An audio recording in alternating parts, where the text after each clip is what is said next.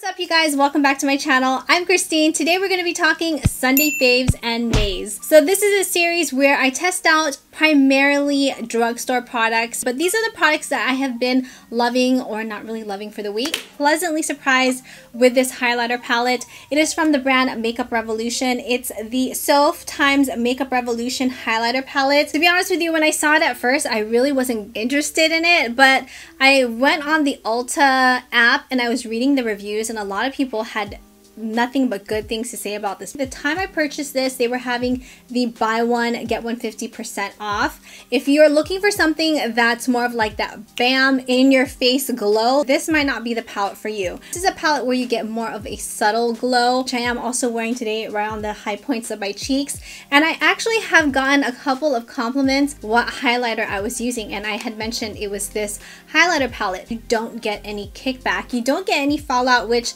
I was really impressed with. So I have been using a combination of 4 different highlighters. Really beautiful golden highlight, which has more again of that sheen, bronzy type of highlighter.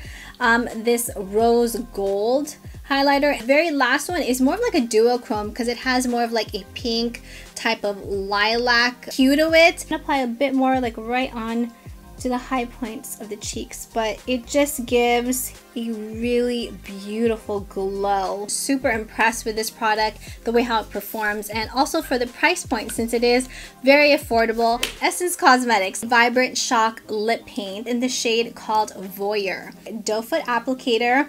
And the color of this, I want to say it's like blush pink with like a hint of brown. It does have a scent to it. So if you guys are sensitive to scents, you may be sensitive to this one because it is quite strong. Bit of like a fruity, slight hint of floral fragrance to it, but it does disappear rather quickly. Let me apply a bit more. Really unusual type of a jelly consistency. And it feels kind of strange at first, but this does have a velvet matte finish, 40 seconds or so to really set. It doesn't feel like you have anything on your lips. It's very comfortable to wear. Love the way how this product performs. But the thing to note about this is that it does transfer. If you eat or drink anything, this product will come off. Not gonna eat or drink anything. The wear time on this is a good couple of hours. It doesn't look patchy. It doesn't look dry on the lips. It was a recommendation from my girl Lizzie. What would Lizzie do here on YouTube? She had mentioned in her March favorites, it's the Ulta Beauty Juice Infused Oil, except she had mentioned the flavor or the scent coconut, which I did pick up and I absolutely love that one.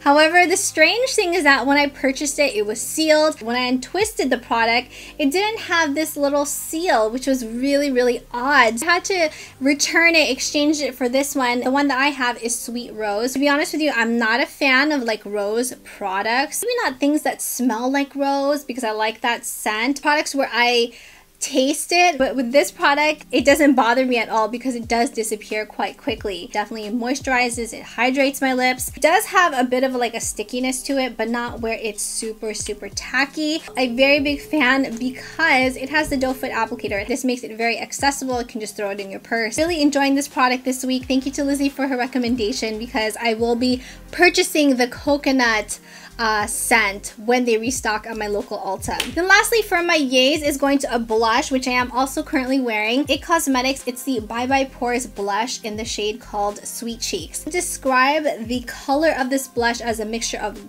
coral, peach, and golden champagne color, which I think is perfect, especially now that it's spring, transitioning into summer pretty soon. It is a blush that I can see being like one of my staples for the season. It gives a bit of that color, it gives a bit of that sheen, but it's not shimmer. It looks so gorgeous, especially when light kind of hits you and it just is beaming that beautiful golden champagne color. It's definitely a blush where you can build up, but it's not to the point where it's overly pigmented, which I absolutely am all about. So I have been loving this blush this week. Now moving on to some nail products. I have to say it's just not for me. This is from the brand Daiso. It's the makeup sponge. This is already a sponge that I have ran underwater. The problem with this sponge, number one, is that it doesn't really expand. So even when the sponge is dry, and now when the sponge is already damp, it's still the same exact size. Sounds like a tennis ball. When I applied my CC cream, I'm wearing the IT Cosmetics CC Illumination cream. Just sliding the product around, it doesn't feel like it's even giving you an airbrush finish. Felt like I was beating my face with this product because it is such a stiff and dense sponge. I would much rather use this sponge from Maybelline Catrice. This is called the Prime and Fine Smoothing Refiner for Invisible Pores and Lines. Reminds me so much of the primer from L'Oreal, which I can't remember at the moment. That's the reason why I was really curious about this. Smooth texture. It's really nice. The first hour on the skin looks really nice and flawless, seamless. It looks so beautiful. The problem I found with this primer is the way how it looks after 2 hours and 3 hours and so forth. When it kind of started to mix in with my oils, the primer actually started to ball up right on my nose and I could see it, and it happened every single time I used this primer. I tried it with a different foundation. I was thinking maybe it's the foundation mixing with the primer, maybe it just doesn't go together. It still had the same exact effects. This unfortunately was a nay for me. From the brand Essence Cosmetics, it's the Keep It Perfect Makeup Fixing Spray. The thing I will say that I like about this product is that it has a nice fine mist. I would spray it on my face and go about my day, but I really feel like it didn't really do much for my makeup. It didn't help prolong the wear of my makeup. I did test it out a couple of times with a different primer. I tested it out with the Smashbox Pore Minimizing Primer, which I really like. In any case, I had the same result. It just didn't prolong the wear of my makeup at all. From Essence Cosmetics, it's the Brighten Up Banana Powder. This essentially is a powder that has more of like a yellow finish, so I suggest that you can use this to actually set your under eye concealer. And this is also a powder that you can use throughout the day to kind of touch up and maybe brighten up your under eye area. Smooth finish, which I really like. I also really like the way how this product first performed. Helped brighten up my under eye area.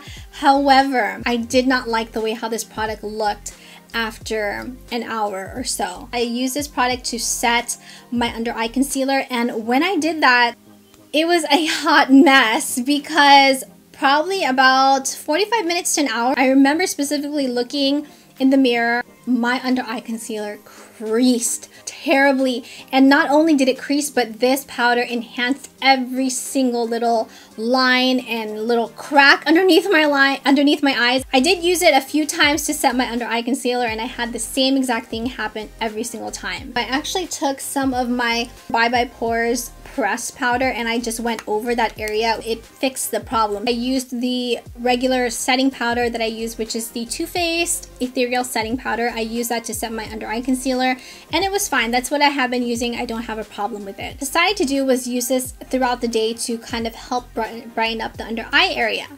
Now, when I would apply it underneath the eyes, it looked fine, but 45 minutes to an hour rolled by, it just creased. It creased so terribly on me, and again, it had that same effect where it just enhanced every single line and crack underneath my eyes, and it just was not cute. So that's everything I wanted to share with you for my Sunday faves and nays video. Don't forget to comment below. Let me know what were some of your yays or your faves or your nays of the week. I would love to know. If you guys enjoyed this video, smash that like button, as well as don't forget to hit the subscribe button and the bell notification to be notified of new uploads. Follow me on my social media. If you guys enjoyed this video, make sure you guys check out the other videos right over here. You guys might enjoy those as well. Thank you guys so much for watching. I will see you in my next video. Mwah.